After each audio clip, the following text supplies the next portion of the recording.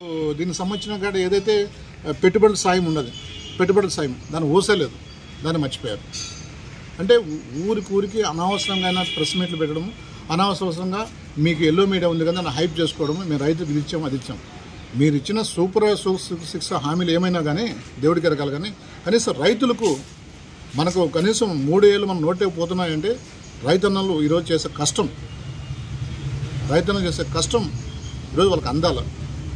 ఇప్పుడు నిజంగా రైతన్నులు మీరు ఇండైరెక్ట్గా మీరు రైతులను మీరు సూసైడ్కు ఆత్మహత్యలకు మీరు పురిగలుపుతున్నారు, ప్రభుత్వం పురిగలుపుతుంది. ఖచ్చితంగా నేను డౌటే లేదు. రైతన్నులు కానీ ఈ రాష్ట్రం రైతులు మేము ఇబ్బంది పడుతూ అంటే ఎటువంటి పరిస్థితి వైఎస్ఆర్ కాంగ్రెస్ పార్టీ చూస్తూ ఊరికే ఉండదు. ఖచ్చితంగా దీనిపైన ప్రతిఘటిస్తాము, ఖచ్చితంగా దీన్ని రోడ్లపైన బయట వేస్తాము. రైతులకు ఖచ్చితంగా గిట్టుబాటు ధర రావాలా. టమోటా కావచ్చు, మ్యాంగో కావచ్చు, అరటి కావచ్చు, బొప్పాయి కావచ్చు, ఉల్లి కావచ్చు, మిరపకాయ కావచ్చు, దోసకాయ కావచ్చు, కరుబూజకాయ కానీ, ఆకులు కానీ, ఆకుతోటలు అన్ని ఖచ్చితంగా రైతు గిట్టుబాటు ఉంటేనే ఇది బాగుంటుంది. లేదంటే ఖచ్చితంగా వైఎస్ఆర్ కాంగ్రెస్ పార్టీ అవుతున్న జగన్మోహన్ రెడ్డి ఆదేశం మేరకు ఇప్పుడు ఆల్రెడీ స్టార్ట్ అయింది. ఈ 3 రోజులు ఖచ్చితంగా రైతన్నల కోసం రైతులకు మద్దతు ధర ప్రకటించాలని చెప్పేసి మేము ఖచ్చితంగా పోరాటం చేస్తాం రైతుల పక్షాన. దీన్ని ఖచ్చితంగా ప్రభుత్వం కళ్ళు తెరవాల్సినవి. మొద్దు నిద్ర ఇమ్మీడియట్గా నిద్ర లేసి మీరు యాక్టివిటీస్గా ప్రజలకు రావాల్సిన, రైతులు రావాల్సిన ఆ గిట్టుబాటు ధర కానీ మద్దతు ధర ఇమ్మీడియట్గా రావాల్సింది వైఎస్ఆర్ కాంగ్రెస్ పార్టీ డిమాండ్ చేస్తుంది. అందుకే ఈరోజు వైఎస్ఆర్ కాంగ్రెస్ పార్టీ ఈరోజు రైతుల ఆధ్వర్యంలో మేమందరం కూడా ఒక సమీక్ష పెట్టాం.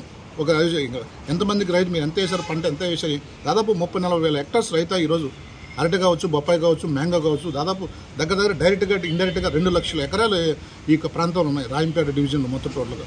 కానీ ఏ రైతు కూడా 1 ఎకరా కూడా లాభసాటికి వచ్చిన పరిస్థితి లేదు. ప్రతి రైతుకు అరటికాయ వేస్తే 10 లక్షల లాసు, మ్యాంగో తీస్తే 10 లక్షల లాసు, దోసకాయ వేస్తే 5 లక్షల లాసు. అంటే ఒక రైతుకు ఆవిరాలుగా 30 నుంచి 50 లక్షల రూపాయలు నష్టం వస్తూ ఉంటే ఏ విధంగా బతారు రైతు? ఏ విధంగా వాళ్ళు ఆత్మహత్యకు వాళ్ళకు ఎక్కడ ఆపగలం మనం? అంటే ఈ ప్రభుత్వమే ఆత్మహత్యలు ఉరికలుపుతుంది.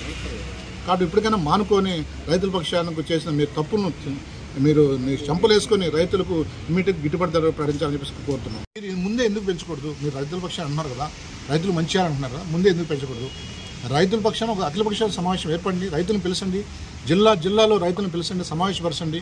మీరు వేసిన పంట ఎంత ఉంది, దానికి ఎంత గిట్టుబాటు ధర వస్తుంది, మేము మీకు రైతు ఒకవేళ గిట్టుబాటు ధర లేకపోతే మద్దతు ధర ప్రభుత్వం ఏమి ఇవ్వాలనేది మీరు చెప్పాలి కదా. కలెక్టర్ని ఆదేశించండి, జాయింట్ కలెక్టర్ని ఆదేశించండి, అగ్రికల్చర్ ఆఫీసర్ని ఆదేశించండి. కదా ఏం పట్ల కేవలము దన్నుకోవడము, దోసుకోవడం తప్ప ఎక్కడ రైతుల పక్షాన లేదు.